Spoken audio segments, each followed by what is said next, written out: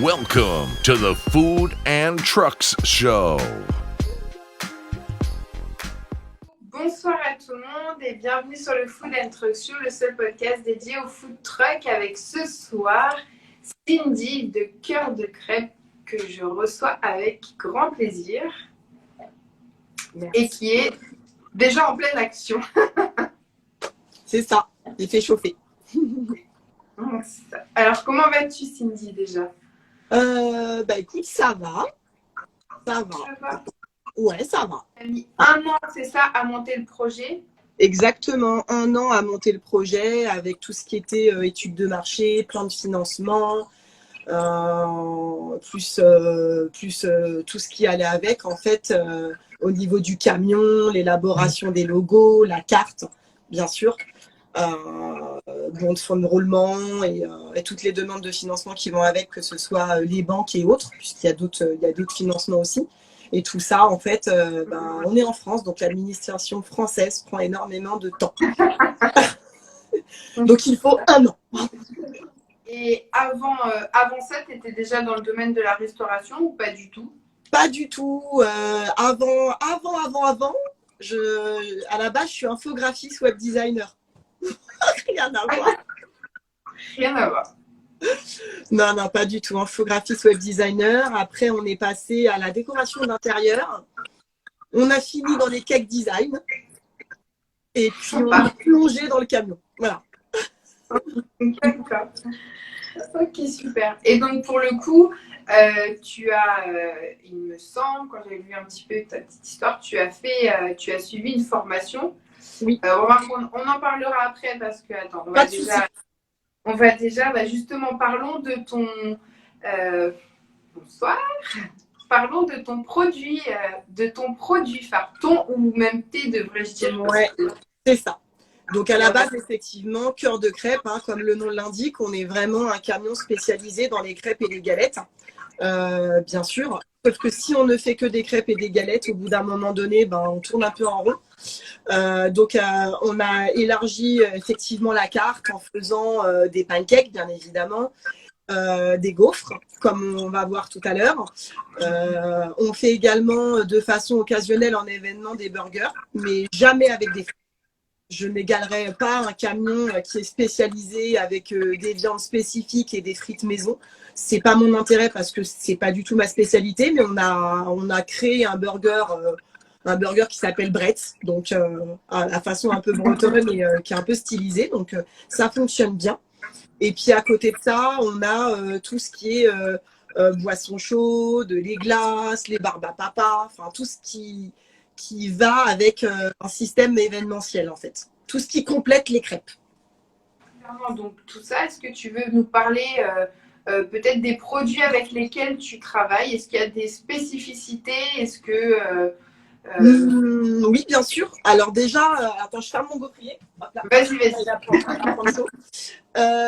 Je ne travaille qu'avec des farines bio, donc je travaille avec un moulin. Là en l'occurrence en ce moment c'est le moulin bourgeois depuis 2 ans. Au tout début je voulais absolument travailler avec de la farine bio qui venait de Bretagne, sauf que ça devenait de plus en plus difficile de l'importer en fait en grosse quantité et par la suite pour la conserver. Donc j'ai préféré être plus maligne en trouvant un moulin qui était de proximité et du coup ça me permet d'en prendre moins et du coup de ne pas avoir de problème justement de conservation. Mais on est vraiment sur uniquement de la farine bio. Donc, c'est une farine effectivement qui est plus raffinée, qui est moins forte en goût au niveau du sarrasin. Elle est moins odorante et elle est plus malléable. Et au niveau de la farine de froment, c'est une T65, donc c'est des farines qui sont très fines. Tu vois, il n'y a pas de grumeaux, elle est facile à travailler. Voilà, ça c'est vraiment les 2 choses phares que je ne dérogerai pas aujourd'hui pour travailler mes produits. C'est ce qui fait... que tu es de nouveau, on me dit, oh là là, j'ai plein. Où peut-on te trouver aujourd'hui? As-tu des emplacements fixes? Je rigole, bien sûr, d'avance. Effectivement, j'ai pris le parti pris de ne pas avoir d'emplacement, ce qui étonne beaucoup de gens aujourd'hui.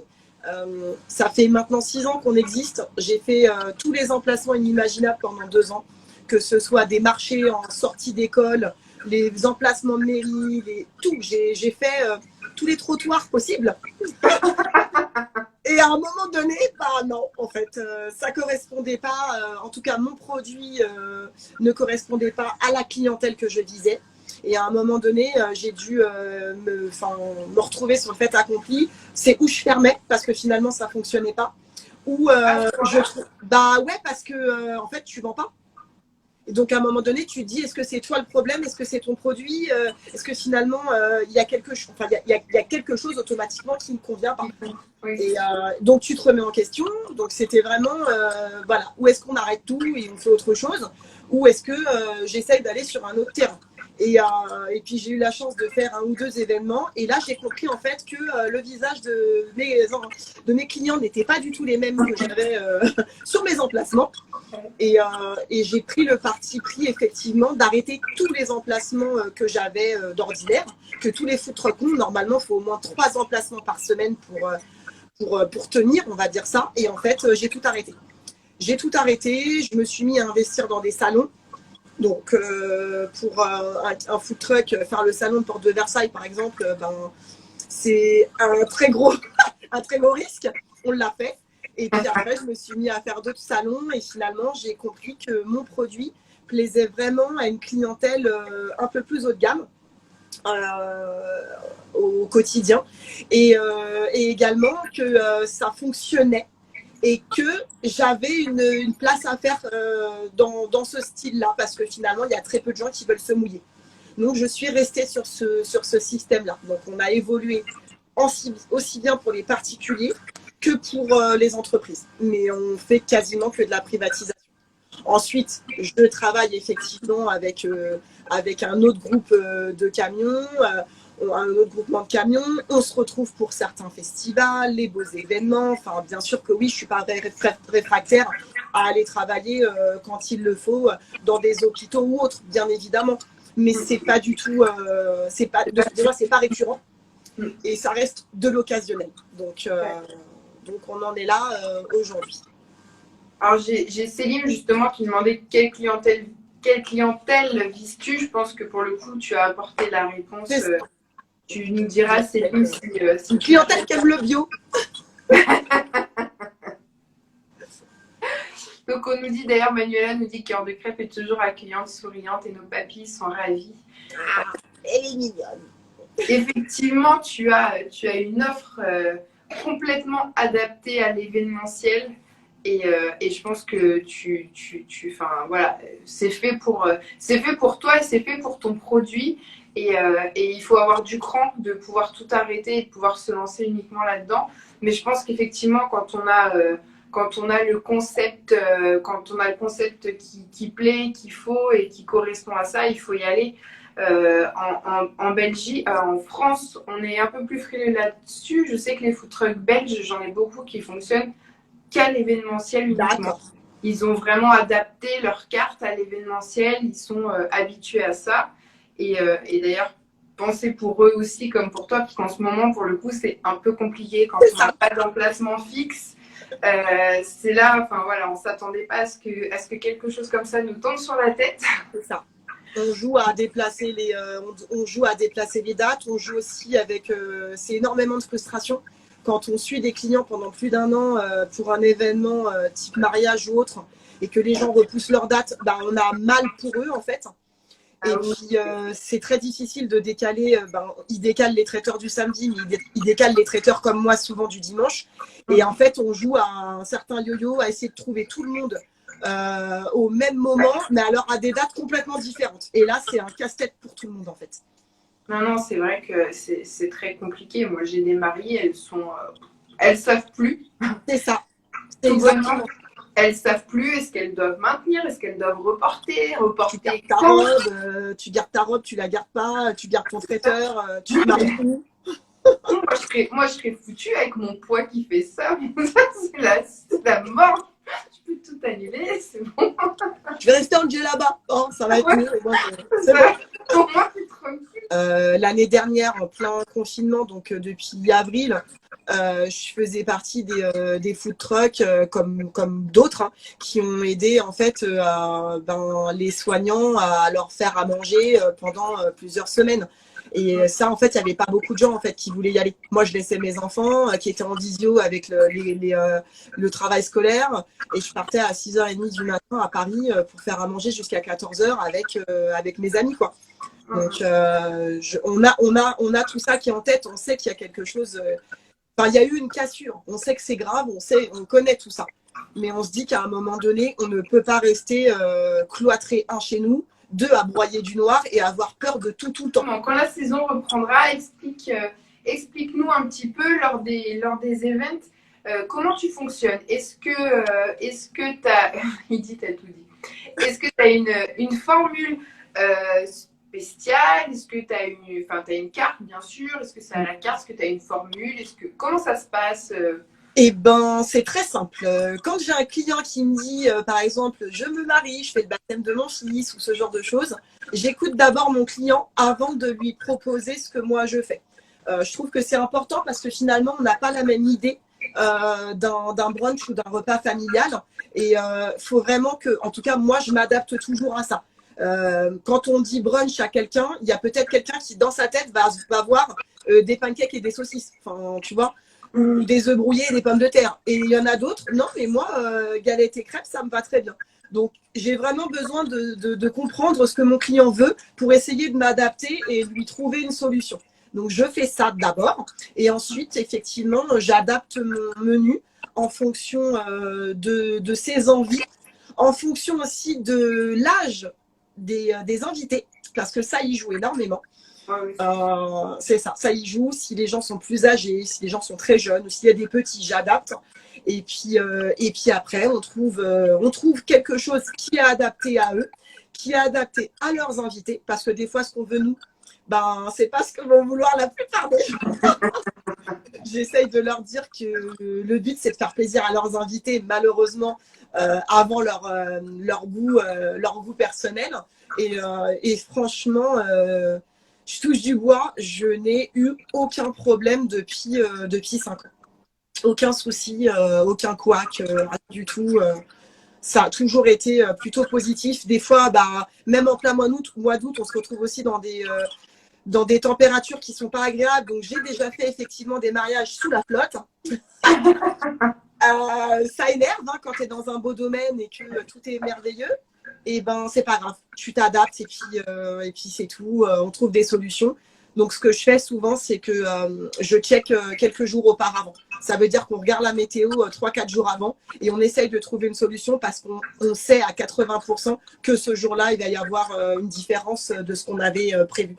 Comme ça, au moins, on essaye de prévoir l'imprévu. On va dire ça comme ça. Est-ce que si quelqu'un souhaite avoir ce que tu proposes, mais sans le food truck, en animation traiteur, si je puis dire, ou oui. en barman, Exactement. On a des clients qui ont des passerelles où le camion ne passe pas, ou des jardins qui sont beaucoup trop étroits, ou avec des arbres au centre et que le camion de 6 mètres ne peut pas passer. Et oui, bien évidemment, j'ai une seconde arc et on a le barnum, effectivement, à l'effigie de cœur de crêpe avec le bar en bois, tout customisé. Et là, effectivement, on monte le bar. J'ai tous les équipements que j'ai dans le camion. Je les ai aussi en version traiteur, donc, parce que tout ce qui est dans le camion est fixé. Donc, tout ce qui est dans le camion ne bouge pas du camion. Comme ça, au moins, on va éviter de bouger. Et on a la deuxième chose en doublon, en fait. D'accord, ok. Donc, peu importe où il se trouve, tout est possible. Exactement, ouais. Il y a même la version traiteur à domicile. On continue dans Je m'adapte. Ouais. Si demain, il y a quelqu'un qui se présente, qui est vegan ou quelque chose comme ça, est-ce que c'est également possible? Est-ce que tu peux faire quelque chose? Bien évidemment, c'est ça aussi l'avantage, c'est qu'aujourd'hui, on est carrément obligé, je pense, de s'adapter en fonction des demandes alimentaires, que ce soit allergènes ou tout simplement une hygiène alimentaire complètement différente. On a les véganes, on a les flexitariens, on a les végétariens, il y a de tout. Et aujourd'hui, bien évidemment, Cœur de Crêpe s'adapte à ça. en général, et c'est l'avantage aussi, c'est qu'on me prévient souvent à l'avance. On me dit toujours, voilà, pourriez-vous faire une recette pour quelques personnes qui sont véganes parce qu'ils ne pourront pas manger telle et telle chose. Souvent, je le sais. Donc, je prévois toujours en amont quelque chose pour eux, qu'il n'y ait pas cette gêne. Que quand tu sois en événement, tu as l'impression de faire chier tout le monde parce que tu ne veux pas manger finalement ce qu'il y a dans le plateau. Et tu es toujours le relou de service. Ah non, tu sais, moi, je ne mange pas de jambon et je ne peux pas manger de fromage. Non, c'est vraiment quelque chose où des fois, je vais même jusqu'à aller chercher, aller saouler certains fournisseurs pour trouver l'équivalent d'une recette lambda, mais en version végane.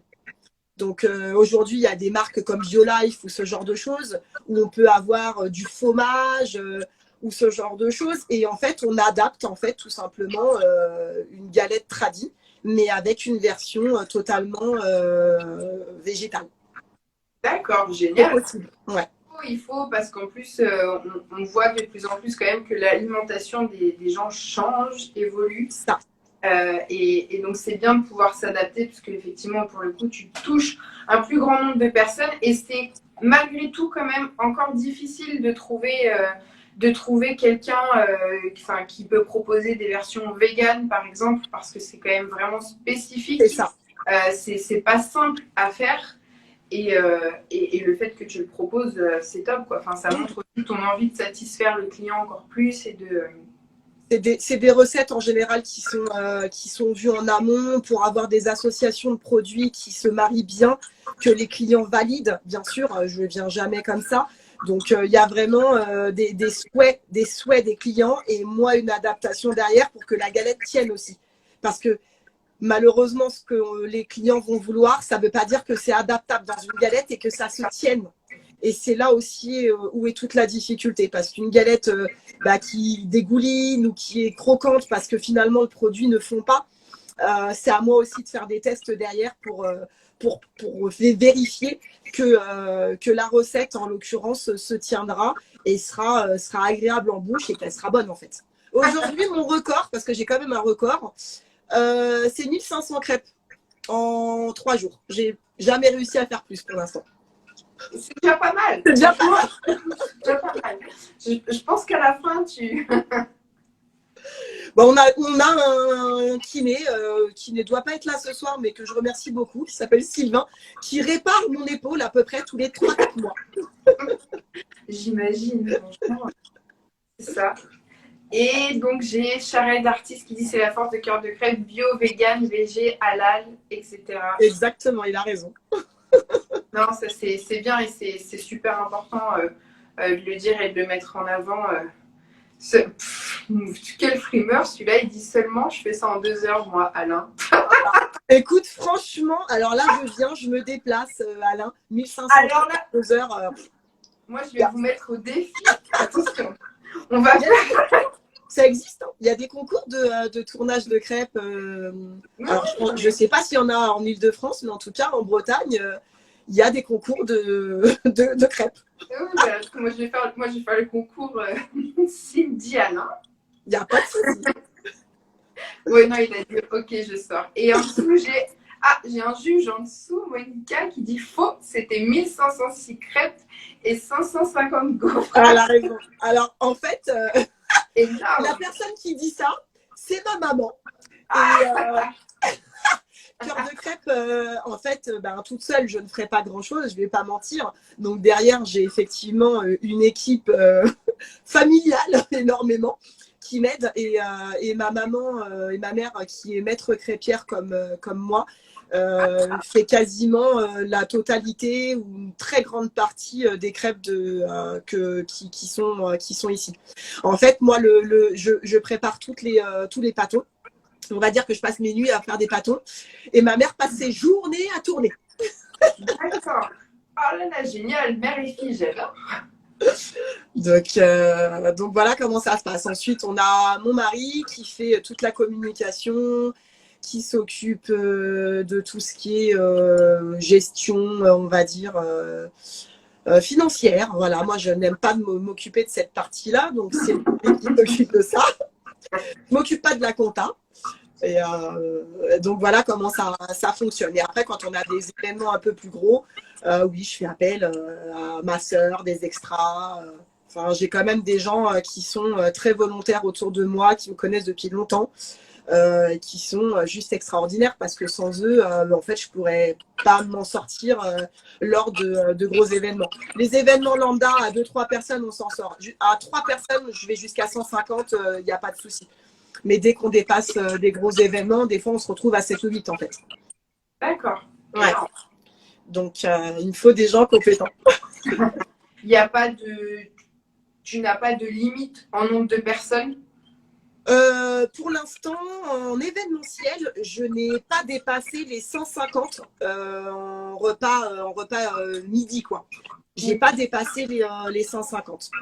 En événementiel, c'est un peu différent qu'en service lambda où tu es sur vraiment t'envoies. C'est pas la même chose. Mais pour l'instant, ouais, j'ai jamais dépassé les 150. C'est mon max. Par rapport à mon produit, c'est quelque chose qui est bien. Comme nous, on est en cuisson minute. Quand on envoie 150 menus, on va dire, lors d'un événement privé, c'est quelque chose qui est pour un camion de crêpes vraiment très, très bien. Par rapport à un camion de pizza ou un camion de burger, où ils peuvent envoyer le double de nous, je pense. Oui, c'est complètement différent. Oui. Voilà, c'est pour ça. Le produit joue énormément sur la façon de faire et la rapidité à l'envoyer, on peut dire. Et on est en cuisson minute, en fait. C'est aussi ce qui fait que ça change toutes les données, en fait. Si j'avais des choses que je pouvais faire en amont, moi, la seule chose que je fais en amont, c'est préparer mes crêpes et d'arriver avec mes crêpes cuites, c'est-à-dire tourner le jour de mon événement. Je ne tourne plus en événement. Alors là, je multiplie mon temps par 2 s'il fallait que je fasse ça. Donc là, c'est bon. Qu'est-ce qui te passionne là-dedans, dans ce que tu fais? Déjà, j'ai besoin de contact humain. Ceux qui me connaissent, moi, être enfermée, c'est très compliqué. Je sais que quand on choisit d'être un food truck, on a une partie qu'on connaît, une partie qu'on ne connaît pas. C'est-à-dire qu'on aime le contact humain, ça c'est sûr. Il y a une autre partie qui est difficile aussi à comprendre, c'est qu'en fait, on sera normalement jamais 2 fois au même endroit, qu'on va toujours en terrain inconnu et que du coup, cette partie-là, elle peut faire peur. Moi, je sais que j'ai connu des food trucks qui ont arrêté à cause de ça, parce que le côté vraiment un peu nomade, finalement, devenait anxiogène et de tout le temps se retrouver en terrain inconnu devenait très compliqué à gérer. Moi, c'est tout le contraire. Ouais. J'aime bien ne pas savoir où je vais, j'aime bien changer de lieu, trouver des visages complètement différents et m'adapter à chaque fois. Enfin, quand je dis m'adapter, je dis une bêtise, mais des fois, je peux me retrouver dans des endroits, genre le camion passe pas, tu te retrouves à 4 pattes en train d'enlever une bitouille, tu sais, où en fait, si tu la dévises pas, le camion passe pas. Voilà, on s'est retrouvé dans des endroits complètement incongrus où tu te dis, mais en fait, t'es une meuf, mais t'es pas qu'une meuf. Tes bouteilles de gaz, tu les portes, t'as un problème d'électricité, il faut que tu connaisses ton tableau électrique. C'est vrai que ce métier-là, je trouve, est beaucoup moins apprécié pour la gente féminine quand on est seul, parce qu'il y a énormément de particularités techniques. Ouais, si c'était que pour faire des crêpes, ce serait youpi. Mais c'est pas ça. C'est pas ça. Hein. On me l'a dit il y a des années, avant que j'ai commencé, j'avais demandé à des food truckers à l'époque comment ça se passait leur service. Et en fait, ils avaient été super sympas. Ils n'existent plus maintenant. Mais ils m'avaient dit, écoute, pour faire 2 heures de service du midi, c'est 6 heures de préparation. Quand ils m'ont dit ça, je me suis dit, mais non, pour faire 12h14 dans un service du midi, mais pourquoi vous mettez 6 heures à préparer votre chose? J'ai pas compris. Ah ben, j'ai compris après. Les gens ne s'en rendent pas compte, je pense. Bon, et après, c'est aussi... alors, d'un autre côté, c'est dommage. Et d'un autre côté, je me dis, c'est ce qui fait aussi la magie. Enfin, voilà. Tu ne te rends pas compte? Non, mais parce que la magie dans l'événement, je parle, tu vois, l'événementiel, je veux dire, le food truck, il vient et ça sort, tu vois, mais pour bien eux, sûr. Mais moi, quand tu as fini un service et que tes invités, tes clients viennent te voir en te disant Mais c'était super, les invités sont contents. T'as limite des gens qui t'harcèlent au pied du camion pour te dire est-ce qu'il n'y a pas un rap de crêpes, on prend tes cartes, on essaie de te soudoyer. Mais bien sûr que tu es content. Mais toi, tu sais comment ça fonctionne derrière aussi. C'est ça. C'est ça. Mais effectivement, c'est vrai que non, c'est très. Alors moi, je le suis pas, mais je vous côtoie beaucoup. Olivier était food trucker aussi, donc c'est vrai que je comprends. Et moi, par contre, je suis issue du milieu de la restauration, donc malgré tout, au final, le food truck, c'est comme dans un restaurant. C'est la même chose. Tu as ta préparation avant, tu as ton service, tu as ton après, le rangement, le nettoyage, la préparation pour le lendemain. Exactement. Donc voilà, et c'est vrai que ça. Exactement. Et en haute saison, je pense que j'ai des amis qui comprendront. Souvent en haute saison, on fait des doubles services. Ça veut dire qu'on se retrouve à faire des services du midi, des services du soir qui finissent vers 2-3 heures du matin, mais avec un autre service qui commence à 6 heures ou 7 heures, où tu as 2 heures de route et qu'il faut que tu sois présent dès 8 heures du matin. Donc, et il y en a plein, je pense, qui se... Tu penses à quelque chose là. Et je sais qu'il y en a plein qui se retrouvent dans ce que je dis, et on le sait tous que quand on est en haute saison, faut pas se plaindre parce qu'on sait ce que ça fait de pas travailler. Donc, je peux t'assurer que quand on fait des doubles services, on est claqué, mais on n'en a rien à faire. Est-ce que tu as une anecdote à nous raconter J'ai réfléchi, je réfléchis.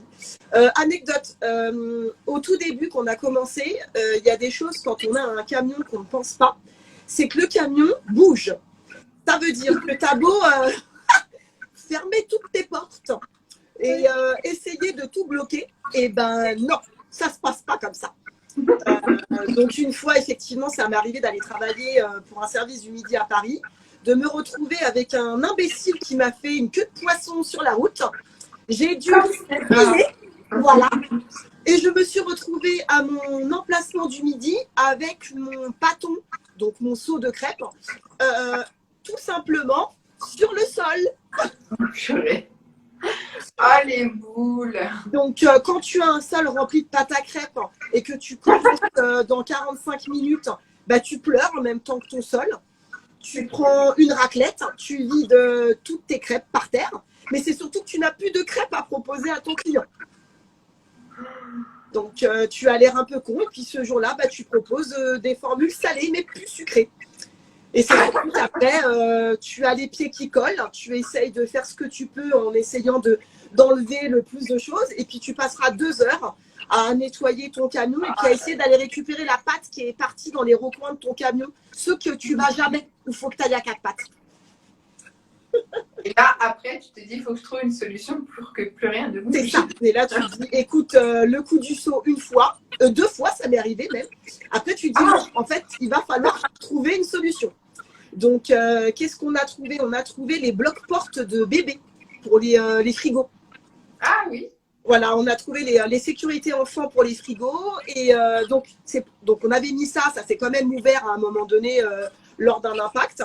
Et ma mère a eu une astuce, c'est de mettre, alors je vais vous le montrer, j'en ai fait une tout à l'heure, de mettre, j'arrive, des boîtes, de mettre les boîtes de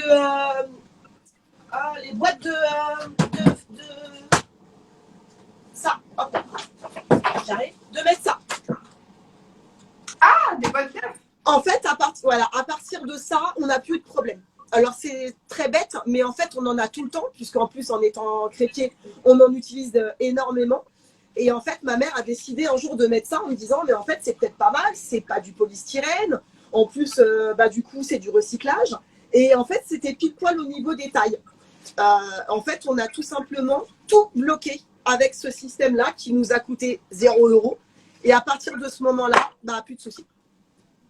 Mais c'est dingue. Mais je ne comprends pas comment vous avez bloqué pour le coup. En fait, on les met à l'intérieur. En fait, tu cales. On a des grilles à l'intérieur. Des camions, on a des grilles. On a une grille en haut, une grille en bas. Et en fait, en le calant entre les grilles, et ben en fait, ça bloque. Ça a bloqué, donc ça... Ah, ok. Donc, Vraiment, astuce c'est gratuite. marrant. Et, Alors, j'ai cru comprendre qu'il y avait un projet, enfin, des idées de futurs proches qui vont arriver. Ouais.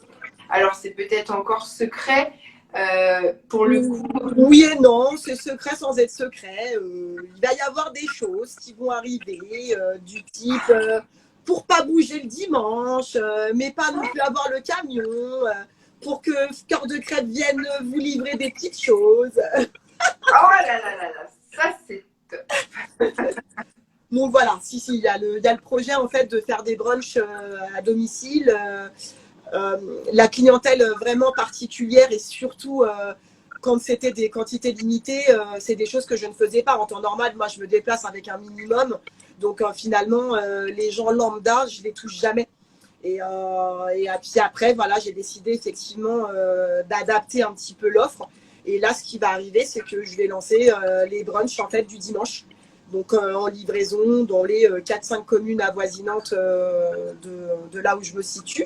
Et voilà, ça me permettra aussi de faire des choses que je ne peux pas faire dans le camion, des choses que je ne peux pas proposer en fait, mais que je sais très bien faire. Et ça me permet aussi de me renouveler et faire d'autres choses et de toucher d'autres gens. C'est ça. Et puis, mine de rien, ça va être aussi un moyen de te faire connaître. C'est ça. Donc je me dis, voilà, il y a plein de gens qui disent ah c'est dommage, on vous trouve pas amis dehors et on peut pas non plus vous commander ça. Donc je pense réussir à toucher en fait un public que je ne pouvais pas avoir avant et à leur faire déguster des choses complètement différentes qu'ils n'auraient pas osé peut-être manger avant. Avec des choses qui se renouvelleront, bien sûr. Hein. Si c'est pour manger que des crêpes et des galettes, c'est pas la peine. Mais voilà, c'est vraiment d'apporter une offre supplémentaire. Moi aussi, de me faire plaisir parce que au bout d'un moment, de faire des choses qu'on a l'habitude. Moi, je suis toujours dans l'envie de changer. Je suis quelqu'un qui change tout le temps. Donc, je pense que ça peut être aussi bien pour moi de changer certaines choses. Et Cœur de Crêpe part en formation dans un mois. Formation de quoi? Eh ben, on part en formation de gaufres. On part en formation de gaufres pour essayer d'élargir mon offre et proposer d'autres choses que je ne faisais pas. Donc, on verra. Ah, une petite idée pour le coup. Où sont les gaufres? Alors, où sont les gaufres? J'en fais une belle, une pas belle. Qu'est-ce que tu aurais voulu manger que tu ne peux pas manger mais que je peux te customiser? Ah, ce que tu veux, moi j'aime tout. Alors, moi, mes gaufres du jour, ce sont celles-ci. Oh là là là là, Je vais la customiser. Je vais essayer de la customiser. Je vais me mettre pas là, à plat. On va faire une caramel avec des éclats d'amande. Ah, c'est parfait. Voilà. On l'a fait. Tu grossiras pas, Morgane, avec celle-là. Oh non, puis là, Ça devrait passer. Donc, on en fait une comme ça. Et comme ça, je vous montre ce que ça donne. Mais ça, ouais, c'est des gaufres que j'aime beaucoup. J'aime beaucoup faire en événement. ah, elles sont sympas parce que franchement, elles sont originales. Donc, voilà la gaufre de Morgane. C'est là. L'avantage, en fait, effectivement, de ces gaufres-là, c'est que mes clients les customisent en fonction de leurs envies. Donc là, je t'en ai fait une comme ça, mais j'ai des clients gourmands qui vont me demander, par exemple, 2 garnitures différentes et 2 toppings différents. Ils font n'importe quoi, mes clients. N'importe quoi. Mais ils sont très contents. Ah là là, non, ça a l'air très très très bon. Donc voilà, ce genre de gaufres-là, les petits se adorent parce qu'effectivement, on n'a pas besoin de les tenir dans la main. Ça tombe pas, on la tient avec le bâton, on la mange comme ça. Donc, je trouve que c'est pratique en fait. Non, c'est génial. Moi, j'aime bien travailler avec ce moule-là. Il est génial ce moule. Donc voilà, vous savez tout. Génial. Moi, c'est tes enfants qui vont être contents demain matin. C'est ça, je vais en faire un peu pour eux demain matin et puis je pense que j'aurai un peu de rab. J'ai 2-3 copines qui doivent me suivre sur le live qui savent déjà que demain matin, la sortie de l'école, réceptionner mes gaufres que je veux. Oh là là, génial. J'aime bien, en général, quand je travaille dans le camion, quand je fais des choses en amont, j'appelle souvent une ou deux copines, je vais en donner aux voisins, parce qu'ils sentent l'odeur. Alors je me dis, les pauvres, je peux pas les laisser comme ça. Alors ta sœur dit j'arrive. Il y a le couvre-feu, tu n'as pas le droit de sortir à 22h. C'est ça. C'est quoi le motif? Pour gaufres? Ça va pas passer. On va terminer sur ces quelques mots. Est-ce que tu as, toi, déjà un message à faire passer Pour les food truckers? Pour tout le monde? pour qui tu veux, pour Non. les food truckers et les autres, et qui tu veux? Non, bah effectivement, j'ai une pensée pour tous les food truckers qui sont comme moi et qui galèrent, bien évidemment. On sait très bien la particularité de travailler dehors qui est aussi pénible. Je ne vais pas mentir que le fait d'avoir choisi un métier où on est en extérieur tout le temps, il y a aussi ces inconvénients-là, même si ça régénère un peu la peau. En fait, on est gelé. On est gelé. On est gelé, mais je pense que si on l'a choisi, c'est aussi parce qu'on aime ce contact-là, on aime bouger et on aime partager. Donc, après, je dis merci, bien évidemment, à tous les gens qui me suivent, tous les gens qui m'ont fait confiance, tous les gens qui croient en tout ce que je fais, qui adorent mon caramel maison. Et voilà, effectivement, votre association que je connais du coup depuis l'été dernier, parce que vous êtes aussi très nouveau, où j'ai adhéré, tu as bien vu, quasiment tout de suite avec toi, Morgane, parce que faut le dire aussi que tu fais partie d'une aventure qui est. Quand tu t'es lancé vous êtes lancé à un moment donné où c'était la merde. On va pas mentir. Je pense avoir été dans les premières qui vous ont suivi et je suis très contente aujourd'hui parce que je vous suis. Je vois très bien le nombre d'amis et le nombre de gens qui vous ont suivi derrière.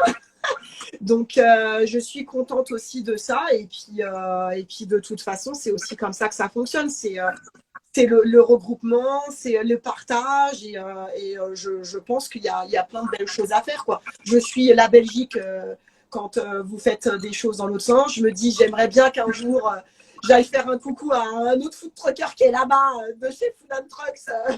C'est pas très loin. ce qu'on aimerait.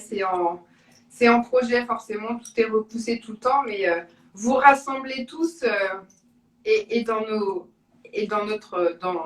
projets, fait partie de nos projets. Donc, un jour, ça non, mais c'est top. J'ai strictement, en tout cas, je suis contente effectivement d'être avec vous. Je vous suis, des trucs qui me font rire. Voilà, on partage aussi bien, je pense, des galères que des choses aussi qui sont agréables parce qu'il y a les deux sens. Et aujourd'hui, je pense que vous faites partie des gens qui sont aussi moteurs pour les gens comme nous, en fait. Déjà, on se sent moins seul, je ne vais pas mentir. Et puis, ça nous permet aussi de connaître... on ne pourrait pas connaître tout le monde, même via les réseaux, c'est pas possible. Et je pense que du coup, ça nous permet de connaître des gens qu'on ne connaît pas, de voir des offres complètement différentes qu'on ne connaît pas, et puis de partager des choses avec des gens qui sont peut-être beaucoup plus loin que nous, via votre biais. Donc, je trouve que c'est très bien. Enfin, moi, en tout cas, je suis contente d'être avec vous. C'est gentil. En tout cas, moi, c'est un plaisir de t'avoir parmi nous. C'est un réel plaisir. D'ailleurs, vraiment, je vous invite tous à aller suivre, pour ceux qui ne le font pas encore, Cœur de Crêpe, que ce soit sur Instagram, sur Facebook. Elle a un site qui est aussi canon. Enfin, moi, je prends plaisir à chaque fois que je dois récupérer des photos, des choses. Voilà. On n'est pas obligé de regarder les vidéos dans ce que je fais. Oh, merci. Parce que des fois, j'ai des couacs. Merci à vous tous de nous avoir suivis. Merci à toi, Cindy, de m'avoir accordé ce temps et puis de nous avoir ouvert un peu ton univers. Bonne soirée. Merci à tout le monde d'avoir été présent. Il est un petit peu tard. Donc, merci encore à toi. C'est gentil. Merci. Salut, Morgane. Bonne soirée. Salut. Salut.